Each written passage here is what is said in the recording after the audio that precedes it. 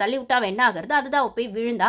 அப்படி இருக்கிற பட்சத்துல அப்படி ஒரு பண்ணிட்டு கொஞ்சம் கூட அப்போ திவ்யாவே வந்து சொல்லுது, இல்ல அவன் ஆனது அரகண்டா இருந்துச்சு அப்படின்னு திவ்யாவும் சாண்ட்ராவுமே பேசிக்கிறாங்க. கனிக்கெல்லாம் வாயே வரல.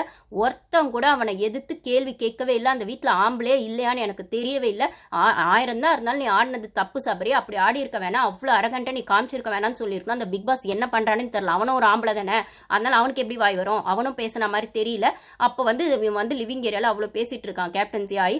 அந்த பொண்ணு அழுதுட்டு இருக்கு. அப்புறம் நீங்க ப்ரோமோல பார்த்த அந்த விக்ரம் வந்து முழுசா சந்திரமுகியா வெறியோட மாறின விஷ விக்ரமா அப்படியே வெறித்தனத்தோட அலைறான். அவனுக்கு அந்த டாஸ்க் அப்படி இன்னும் நெகட்டிவே வரக்கூடாதுன்னு நினைச்சவன் ஒன்னு கேமை விட்டு போயிடணும், இல்ல இதுக்கு மேல ஒன்றும் பண்ண முடியாது, வெளில அமிச்சா போயிடணும்ன்ற மாதிரி கம்முன்னு இருக்கணும். ஆனா மொத்த வெறியும் பாரு மேல காட்டிட்டு அதனால சபரியை வின் பண்ணணும், சபரின்னு சொல்றது இதுதான் முழுசா அவன் விக்ரமா உள்ள இருந்த இடம். அவன் நல்லவன்னு சொல்றதோ காமெடின்னு சொல்றதோ அவன் வந்துட்டு அப்படியே நெகட்டிவே இல்லாத நல்ல மனுஷன் நியூட்ரல்னு அப்படின்னு சொல்றது ஏற்கனவே தெரியும். அந்த வீட்டில் இருக்கவனுங்களா அவனுக்கு சொம்பு தூக்குவானுங்களா, மங்குனி அமைச்சரா வச்சிருப்பான்ல, அதை சாதனமாவே வச்சிருப்பானுங்க. இப்ப சபரி வந்தோடனே இன்னும் சொல்லவே வேணாம், அந்த மங்குனி அமைச்சர் தான் எல்லாத்தையும் எடுத்து கொடுக்குறான். அப்படி வந்து வன்மத்தோட அலையிறான் அவன்.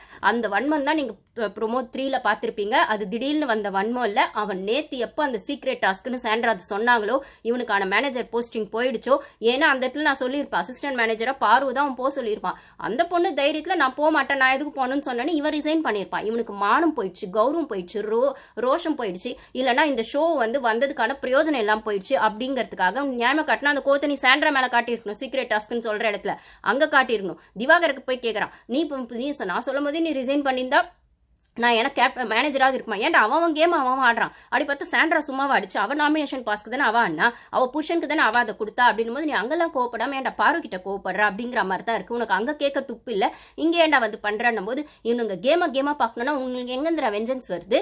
அது கேமு டாஸ்க்கு முடிஞ்சிச்சு, அந்த இடத்துல நம்ம பெர்ஃபார்ம் பண்ணல கிடைக்கல அப்படின்னு விட்டு போக வேண்டியது தானடா. ஏன்டா பர்சனல் பகையோடவே சுத்துறீங்க. இப்படி பர்சனல் பகையும் வன்மகுடனும் இருக்க வீட்டில் அந்த பொண்ணு எந்த லெவலில் சேஃப்டியாக இருக்கும்னு எனக்கு தெரியவே இல்லை. இன்னைக்கு கை வைக்கிற அளவுக்கு போயிடுச்சு. கண்ணில் குத்துனது பத்தாது, கீழே தள்ளி விட்டது பத்தாது, அதுக்கப்புறம் எகிரிட்டு விக்ரம் வந்து 3rd ப்ரோமோல வர்றதே நீங்க பார்த்துருப்பீங்க. ஏற்கனவே பாய்சன் வச்சு சாவடிச்சிருவேன்னு சொன்ன அவன் பிரஜனும் உள்ளதா இருக்கான். அவளை பார்த்தாலே வந்துட்டு ஒரு மாதிரி சாடிசம் மாதிரி பேசுற எஃப்ஜேவும் உள்ளதா இருக்கான். அந்த பிரஜன் சொல்லவே வேணாம். இவனுங்களுக்கு நடுவில் அந்த பொண்ணு இதுக்கு மேல அந்த வீட்டில் இருக்கிறது அந்த பொண்ணுக்கு சேஃப்டி இல்லை, தயவு செய்து வெளில அனுப்பிடுங்கன்னு தான் சொல்லணும். ஆனா அகைன் என் சேனல் எங்கேயும் ரீச் ஆக போறதில்ல. திருப்பி சோஷியல் மீடியாலுமே அந்த பொண்ணுக்கு அடிபட்டது, அந்த பொண்ணு கண்ணு வீங்கி போனது, அந்த பொண்ணு கத்துனது, இதெல்லாம் வச்சு நீங்க அட்வர்டைஸ் பண்ணி டிஆர்பிக்காக அந்த ஒரு பொண்ணை பண்ண போறீங்கன்னா அந்த பொண்ணு வீட்டு ஆளுங்க கொஞ்சமாவது அந்த பொண்ணு மேல அக்கறை இருந்தா அந்த பொண்ணு தயவு செய்து வெளில கூட்டு போயிருங்க. அந்த பொண்ணுக்கு அந்த வீட்டில் சேஃப்டி இல்லை, அந்த பொண்ணுக்கு அந்த வீட்டில் சேஃப்டி இல்லை, அந்த பொண்ணுக்கு அந்த வீட்டில் சேஃப்டி இல்லை.